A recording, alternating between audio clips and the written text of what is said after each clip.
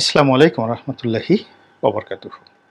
সম্মানিত দর্শক, আমেরিকার সঙ্গে বাংলাদেশের যে সম্পর্ক, এটি অনেকটা আমাদের আঞ্চলিক ভাষায় আমরা যেটিকে ছক্কা পক্কা খেলা বলি, ঠিক ওই পর্যায়ে নেমে এসেছে। নির্বাচনের আগে আমরা যে দেখেছিলাম আমেরিকার তোড়জোড় এবং ইউরোপের তোড়জোড়, অবস্থার দৃষ্টে মনে হচ্ছিল যে তারা বাংলাদেশে কিয়ামত ঘটিয়ে ফেলবে। আওয়ামী লীগের সঙ্গে তাদের গোপন আঁতাত কি হলো বা না হলো সেটা বড় কথা নয়। যেটি দৃশ্যমান ছিল সেটি হলো আওয়ামী লীগকে আমেরিকা পছন্দ করছে না, অথবা আমেরিকা এ দফায় আওয়ামী লীগকে বাধ্য করবে একটি অংশগ্রহণমূলক নির্বাচন, ফ্রি এবং ফেয়ার ইলেকশন করার জন্য। এবং সঙ্গত কারণেই যদি নির্বাচন হয় সেটি বিএনপির পক্ষে যাবে। যা হোক, নির্বাচন হলো, কোনো খোঁজ খবর নেই। বরং নির্বাচনের সময়টিতে যারা খুব তোড়জোড় করেছিলেন তাদের অনেককে নিয়ে আমরা যারা কম ধৈর্যের মানুষ, আমরা ঈমান হারিয়ে ফেলি এবং আমরা অনেকেই তাদেরকে নিয়ে তুচ্ছ এবং তাচ্ছিল্য করতে থাকি, যেমন মিস্টার পিটার ডি হাস এবং মিস্টার ডোনাল্ড লু। এর মধ্যে মিস্টার পিটার ডি হাসের বদলি হয়ে যায়, এখনও তিনি আছেন কিন্তু তার বদলি কনফার্ম হয়ে গিয়েছে, ফলে তিনি একেবারে অনুল্লেখ্য ব্যক্তিতে পরিণত হয়ে যান। দ্বিতীয়ত মিস্টার ডোনাল্ড লু, তিনিও একেবারে অনুল্লেখ্য ব্যক্তিতে পরিণত হয়ে যান এবং তিনি যখন বাংলাদেশে এলেন সর্বশেষ ভিজিটে, তখন তার সেই যে ভ্রমণ, এটিকে বিএনপি বা আওয়ামী লীগ কেউ পাত্তা দিতে চায়নি। বেচারা বাংলাদেশে এসে সত্যিকার অর্থে বিপদে পড়ে যান। তিনি ওই আগের মতো কারো কাছে পাত্তা পান না এবং যে অফিসে যান, যে ব্যক্তির বাসায় যান, যাদের সঙ্গে যান, এমনকি সাংবাদিকরাও তাকে যে প্রশ্ন অতীতে করতো বা যেভাবে গুরুত্ব দিত, সেটা তিনি স্পষ্টত বুঝতে পারেন যে তিনি রীতিমতো ট্রলের শিকার হচ্ছেন। তো যাই হোক, তিনি চলে গেলেন বাংলাদেশ থেকে এবং যাওয়ার পরে যেটা বজ্রপাত আকারে এলো সেটি হলো মার্কিন যুক্তরাষ্ট্র সাবেক সেনাপ্রধান মিস্টার বা জেনারেল আজিজ তাকে নিষেধাজ্ঞা দিয়েছে, পরিবার পরিজন সহ।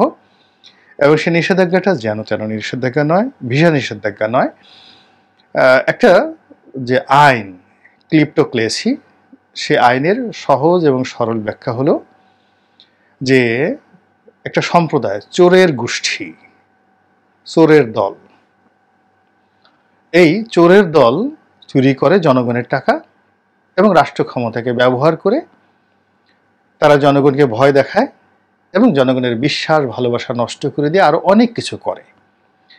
মানে রাতের আধারে যেভাবে আমাদের দেশে গ্রাম্য ভাষায় যেগুলোকে সিসকে চোর বলা হয়, সিধেল চোর বলা হয়, ওইরকম চোর নয়, এটি সংঘবদ্ধ চোর। তাদের প্রথম পরিচয় চোর, দ্বিতীয় পরিচয় হলো তাদের একটা সিন্ডিকেট আছে, একে অপরের সঙ্গে যোগাযোগ আছে, তৃতীয় পরিচয় হলো তারা রাষ্ট্র ক্ষমতাকে ব্যবহার করে বা রাষ্ট্রীয় পদ পদবিতে থাকে, চতুর্থ পরিচয় হলো তারা এই পদ পদবি ব্যবহার করে আবার জনগণেরকে জিম্মি করে জনগণের টাকা মেরে দেয় এবং নিজেদের ভোগ বিলাসের সেই টাকা ব্যয় করে। আর 5 নম্বর হলো তাদের এই কর্মকাণ্ডের ফলে জনগণের যে মানসিক শক্তি এটি নষ্ট হয়ে যায়, জনগণ যে কথা বলার শক্তি এটি নিঃশেষ হয়ে যায় এবং ধীরে ধীরে ধীরে ধীরে সভ্যতার যে সকল মাপকাঠি থাকে একটি সমাজে, সেটি অবদমিত হতে হতে হতে হতে একটি একনায়কতন্ত্র বা স্বৈরতন্ত্র শাসন ব্যবস্থার দিকে রাষ্ট্র চলে যায়। এটিকে এক কথায় এখন যেটা বললাম সেটা হলো ভাব সম্প্রসারণ। যদি এটিকে একটা শব্দ হিসেবে, নাউন হিসেবে বর্ণনা করেন, তাহলে এটির নাম হলো ক্লিপ্টোক্লেসি। তো মার্কিন যুক্তরাষ্ট্র এই আইনের অধীনে মিস্টার আজিজকে যে নিষেধাজ্ঞা দিয়েছেন, এটি স্পষ্টত ইঙ্গিত বহন করে যে আজিজ সাহেব একা নন, তার সঙ্গে আরো অনেকে জড়িত, এ বিগ সিন্ডিকেট।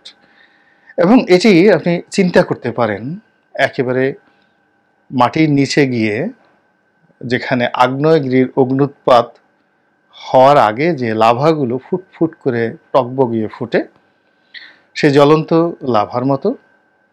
আবার আকাশে গিয়ে সে গ্রহ নক্ষত্র নীহারিকা পুঞ্জ ছাড়িয়ে আপনি যদি গ্যালাক্সিতে চলে যান এবং সেখানে গিয়ে আপনি যদি ব্ল্যাক হোল দেখেন, সেই ব্ল্যাক হোলের মধ্যেও এই চোরের গোষ্ঠীর অস্তিত্ব আপনি পাবেন। তো এটা হলো আমেরিকার এই আইনের সাদামাটা কথা। এবং সেই আইনে বাংলাদেশের সেনাবাহিনীর প্রধানকে যখন নিষেধাজ্ঞা দেওয়া হলো, এটি নিয়ে সারা দুনিয়াতে রীতিমতো তোলপাড়। অনেকের মন খারাপ, অনেকের মেজাজ গরম, এবং আবার আমেরিকার যে শক্তিমত্তা, আমেরিকা যে বাংলাদেশকে ছেড়ে দিচ্ছে না, টানা হেঁচড়া করছে, একবার ছেড়ে দিচ্ছে আবার টানছে, আবার ছেড়ে দিচ্ছে আবার টানছে, যেটিকে আমরা ছক্কা পক্কা বলি আঞ্চলিক ভাষায়, এই আমেরিকাকে নিয়ে আবার কথাবার্তা হচ্ছে। আমেরিকার যিনি ম্যাথিউ মিলার, ওখানে পররাষ্ট্র দপ্তরের মুখপাত্র, তিনি যে সংবাদ সম্মেলন করতেন কিছুদিন, সেটি বাংলাদেশের লোকজন দেখত না, কিন্তু তার সংবাদ সম্মেলন আবার আকর্ষণীয় হয়ে পড়েছে। তিনি এখন বাংলাদেশ নিয়ে কথা বলছেন, ডক্টর ইউনূসকে নিয়ে কথা বলছেন, জেনারেল আজিজকে নিয়ে কথা বলছেন, এবং সবচেয়ে বড় ভয়ের ব্যাপার হলো ডক্টর মোহাম্মদ ইউনূসের বক্তব্য নিয়ে তিনি যে ইঙ্গিত দিয়েছেন, সেটি হলো যে আমেরিকা বাংলাদেশে যে ডাইরেক্ট ইনভেস্ট করে, সরাসরি আমেরিকান যে বিনিয়োগ করে, এই আমেরিকার এই বিনিয়োগটি ক্ষতিগ্রস্ত হবে।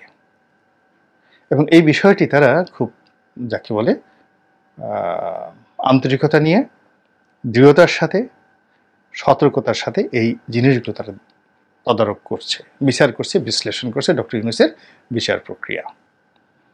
এর বাইরে জাতিসংঘের শান্তিরক্ষা মিশনে বাংলাদেশের সেনাবাহিনী কাজ করবে কি করবে না, এইগুলো নিয়ে খুব স্পর্শকাতর কথাবার্তা আমেরিকা বলছে, জাতিসংঘ বলছে, এবং এগুলো নিয়ে পর্দার আড়ালে নানা রকম কথাবার্তা চলছে। তার সঙ্গে আমাদের যে প্রধানমন্ত্রী, তিনি আবার নির্বাচনের আগে যেভাবে আমেরিকাকে বিষোদ্গার করে কথাবার্তা বলেছেন, মধ্যে কিছুদিন বন্ধ ছিলেন, আবার তিনি বলছেন যে এরা সেন্ট মার্টিন দ্বীপ চাচ্ছে, এরা চট্টগ্রাম, পার্বত্য চট্টগ্রাম, কক্সবাজার, এই যে হিল ট্রাক্স এলাকা রয়েছে বৃহত্তর, এই এলাকাতে একটি খ্রিস্টান রাষ্ট্র প্রতিষ্ঠা করতে চাচ্ছে। একেবারে রীতিমতো বোম ব্লাস্টিং। এবং এটা নিয়ে আমেরিকাকে যখন প্রশ্ন করা হয়েছে, তারা স্পষ্টত বলেছে যে এই ধরনের কোনো পরিকল্পনা তাদের নেই, কিন্তু আওয়ামী লীগ কিন্তু তার যে বোমা, এটা কিন্তু ফাটিয়ে ফেলেছে, বলে দিয়েছে। আর এর কারণে কি হচ্ছে, বাংলাদেশের পার্বত্য জেলাগুলোতে যে সমস্যা, এই সমস্যা এতকাল সরকার সামনে আনেনি। ওখানে অনেক সমস্যা আছে, অন্তত পক্ষে 1 ডজন সমস্যা রয়েছে 3টি পার্বত্য জেলাতে, আর 1 ডজন সমস্যা রয়েছে কক্সবাজারে, সব মিলে 2 ডজন সমস্যা রয়েছে। এই সমস্যাগুলো সরকার এতদিন আড়াল করত। সেখানে বিচ্ছিন্নতাবাদীদের রয়েছে, সেখানে ভারতের বিভিন্ন interest group and vested group রয়েছে, মায়ানমারের বিভিন্ন ইন্টারেস্ট অ্যান্ড ভেস্টেড গ্রুপ রয়েছে, আমেরিকা এবং থাইল্যান্ড, এদের মদতপুষ্ট একটি গ্রুপ রয়েছে, একেবারে স্থানীয় পাহাড়ি সন্ত্রাসীরা রয়েছে, নিরীহ পাহাড়িরা রয়েছে, নিরীহ বাঙালিরা রয়েছে, এবং বাঙালি রাজনীতিবিদরা রয়েছে। তার সঙ্গে সঙ্গে সেনাবাহিনী আছে, পুলিশ বাহিনী আছে, র্যাব আছে। তো র্যাব এবং সেনাবাহিনীর মধ্যে মূলত কাজের একটা সমন্বয় রয়েছে, কিন্তু পুলিশের সঙ্গে, আনসারের সঙ্গে আর সেনাবাহিনীর সঙ্গে ঠিক ওইরকম সমন্বয়টা সেখানে নেই। ফলে পর্দার আড়ালে আমাদের 3টি পার্বত্য জেলাতে প্রতিদিনই অহরহ ঘটনা ঘটছে, এবং এটি নিয়ে অনেকগুলো দেশ, চীন খেলছে, মায়ানমার খেলছে, ভারত খেলছে, আমেরিকা খেলছে, এবং থাইল্যান্ডও খেলছে। অবাক করা ব্যাপার হলো থাইল্যান্ডও খেলছে, যেটা আমরা জানি না অনেকে। এখন এই বিষয়গুলো সরকার ইতিপূর্বে কখনো বলেনি, কিন্তু মাননীয় প্রধানমন্ত্রী যখন এই কথাটা বলে ফেললেন, তখন এগুলো সামনে চলে এসছে যে কারা কোন দেশে গিয়ে ওই 3টি অঞ্চলকে একত্র করে একটি মানচিত্র তৈরি করে ফেলেছে, সংবিধান তৈরি করে ফেলেছে, সেনাবাহিনীর পোশাক তৈরি করে ফেলেছে, প্রচারণা চালাচ্ছে, তাদের পত্রিকাও আছে। এই জিনিসগুলো যদি আমেরিকা সত্যিকার অর্থে এখানে ব্যাড গেম খেলে, এবং ইন্দোনেশিয়ার যে একটা দ্বীপ পূর্ব তিমুর, সেটিকে যেভাবে আলাদা একটি রাষ্ট্র হিসেবে গড়ে দেওয়া হয়েছে দীর্ঘদিন প্রচেষ্টা করে পশ্চিমা দুনিয়া, ঠিক সেইরকমভাবে যদি আমাদের পার্বত্য জেলায় আমেরিকা সত্যি একটা খ্রিস্টান রাষ্ট্র প্রতিষ্ঠা করতে চায়, তাহলে আসলে আমাদের কারোর পিঠে চামড়া থাকবে না।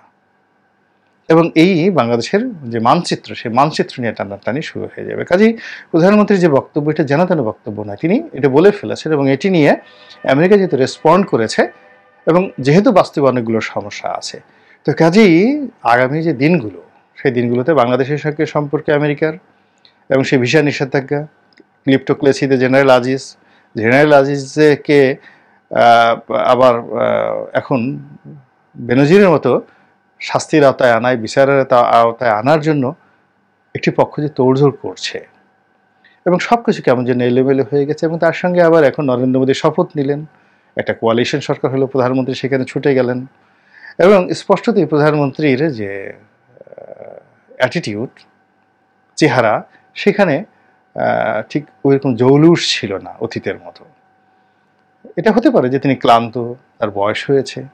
এই বয়সে তো আমরা অনেক হাঁটাচলাও করি না, 80 বছর বয়স তো যেন তেন কথা নয়। তো তিনি সেখানে যাচ্ছেন, কথাবার্তা বলছেন, সব কিছু করছেন। এখন এটি আলটিমেটলি আমেরিকা কিভাবে মেট্রোলাইজ করে এবং সেটি যদি বাণিজ্যিক দিকে যায়, তাহলে আমাদের দেশের যে এখন অর্থনৈতিক অবস্থা, ব্যাংকিং অবস্থা এবং সব জায়গাতে যেভাবে ফ্রাস্ট্রেশন ছড়িয়ে পড়েছে, আপনি ব্যাংকগুলোতে গিয়ে দেখেন যে গ্রাহক নেই, কর্মকর্তারা সব বসে আছে, সরকারি বেসরকারি। আমি আজকে দুটো সরকারি ব্যাংকে গেলাম, তো দুটো সরকারি ব্যাংক বড় কর্পোরেট ব্রাঞ্চ, মানে কর্মকর্তারা বসে আছে সব টেবিলে, কোনো কাজকর্ম নেই, সবাই বসে আছে। অল্প কিছু কাস্টমার যারা লেনদেনের জন্য নয়, তাদের কিছু ব্যাংকিং সমস্যা রয়েছে, সেই সমস্যাগুলো নিয়ে সেখানে ডিজিএম সাহেব, এজিএম সাহেব তাদের সঙ্গে আলাপ আলোচনা করার জন্য গিয়েছেন। আর কিছু লোক সেখানে গেছেন সঞ্চয়পত্র ভাঙানোর জন্য কিংবা টাকা তোলার জন্য। কিন্তু সত্যিকার অর্থে লেনদেন করার মতো দুটো বৃহৎ সরকারি ব্যাংকের দুটো বৃহৎ শাখাতে আমি আজকে গিয়ে এই যে দৃশ্য দেখলাম, এটা রীতিমতো ভয়ঙ্কর, রীতিমতো ভয়ঙ্কর। এবং যেখানে ধরুন সোনালী ব্যাংক যেটা লোকাল ব্রাঞ্চ, অগ্রণী ব্যাংক লোকাল ব্রাঞ্চ, জনতা ব্যাংক লোকাল ব্রাঞ্চ, যেখানে দাঁড়ানো যেত না, সেখানে গিয়ে দেখেন এখন অফিসিয়াল টাইমে কয়জন গ্রাহক কী কী কাজ করছে, ডেইলি কয়টা এলসি হচ্ছে। এলসি সিরিয়ালই তো পাওয়া যেত না, সেখানে কয়টা এলসি হচ্ছে, কয়টা এলসির পেমেন্ট হচ্ছে, কয়টা ডিসবার্স হচ্ছে। এই যে একটা ত্রাহি ত্রাহি অবস্থা, এবং তার মধ্যে যদি আবার এই বাণিজ্য নিয়ে নড়াচড়া করে, ডাইরেক্ট ইনভেস্টমেন্ট নিয়ে নাড়াচড়া করে আমেরিকাতে, তাহলে এটি সরকারের জন্য সামাল দেওয়া খুবই কঠিন একটা বিষয় হবে। আল্লাহ আমাদের সবাইকে হেদায়েত দান করুন এবং হেফাজত করুন। আসসালামু আলাইকুম রহমতুল্লাহি ওয়া বারাকাতুহু।